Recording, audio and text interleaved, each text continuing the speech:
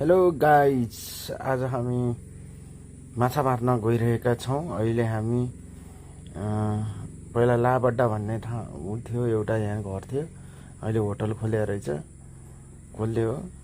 यहाँ चाहिँ हामी पहिला पहिला खुब गइन्थ्यो, वन भाले खाइन्थ्यो। त्यहाँबाट हामी सर अगाडि जान्छौँ। हामी लगभग ओदालताल पुग्न लाग्छौँ। केही क्षणमा नै ओदालताल आइपुग्छ। हामी यहाँ यो रमणीय वातावरण, यो हाम्रो यो कति राम्रो छ, हरियाली। ओहो हो, कति आनन्दित छ। यी बाख्राहरू कसरी जङ्गलमा चराइरहेका छन् र खामखाम जस्तो लागेको हौ। मुखै रसाएन यस्तो मोटो मोटो ट्याक्क पऱ्यो, खाइलाग्दो बाख्रा देख्दा त। त्यहाँबाट हामी अगाडि जान्छौँ। एकदमै रमाइलो छ, एकदमै राम्रो, एकदमै स्वच्छ वातावरण। केही क्षणमा नै यो मोड आइपुग्छ। मोडबाट हामी धेरै खुसी हुँदै, रमाउँदै, घुम्दै गइरहेका छौँ। बच्चा च्याउ खोजेर हाल्छन् सायद।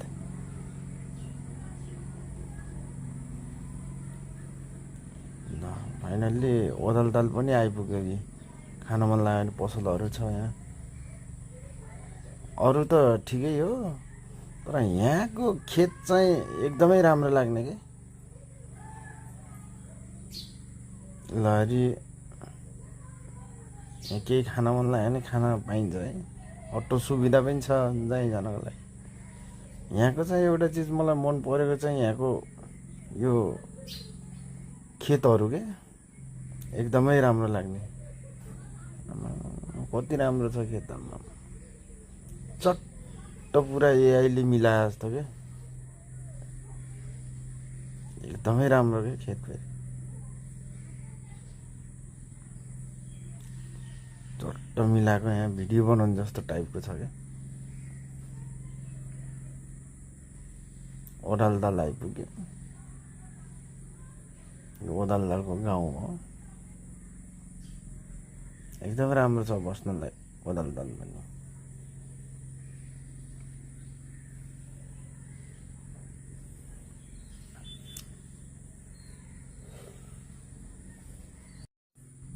फेरि पनि हामी अगाडि बढ्दैछौँ र अगाडिको स्पिड हाँकेपछि हामी पनि स्पिडमा गइदिएको।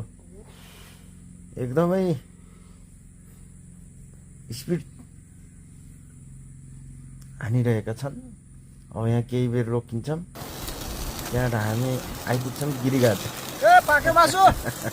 फाइनल्ली च्याउ खोज्न गएको मान्छे च्याउ नभेटेर माछा मार्न गयो। माछा पनि भेटेला जस्तो लाग्यो। कुखुरा लगेर फाइनल्ली भेरीमा चाहिँ पोलपाल कार्यक्रम हुँदैछ। अब यो चट्ट पारेर सर्र नुन हालेर च्याप्प खाने जस्तो भइसकेको छ। अनि यसलाई चाहिँ अलि पानी पर्न लगाएर चाहिँ ढुङ्गाको कप्चोमा चाहिँ पकाएको हो, पोलेको हो। एकदमै मिठो हुन्छ यो पोलेर खाँदाखेरि। ल साथीभाइसँग मिलेर चाहिँ अब खोज्न गएको च्याउ गइयो, माछा मार्न गइयो। माछा नपाएर यसरी खाइयो। आमामामा, यो पनि वान काइन्ड अफ माछै हो। अरू खेल्दैछ उतातिर, फेरि कोही पोल्दैछ।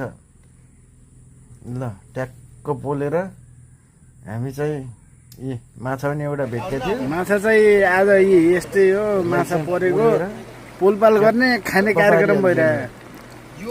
एकदमै मिठो छ। आमामा, धेरै मिठो छ। मैले चाहिँ खाइरहेको छु माछाको। फेरि यहाँ काप्रे माछा फेरि एकदम टेस्टी। त्यहाँ फेरि माछा खाइयो, फेरि अरू पोलियो मासु। एकदमै मिठो छ माछा। त्यहाँ फेरि एकछिनमा गयो, फेरि पौडी खोले, फेरि आयो।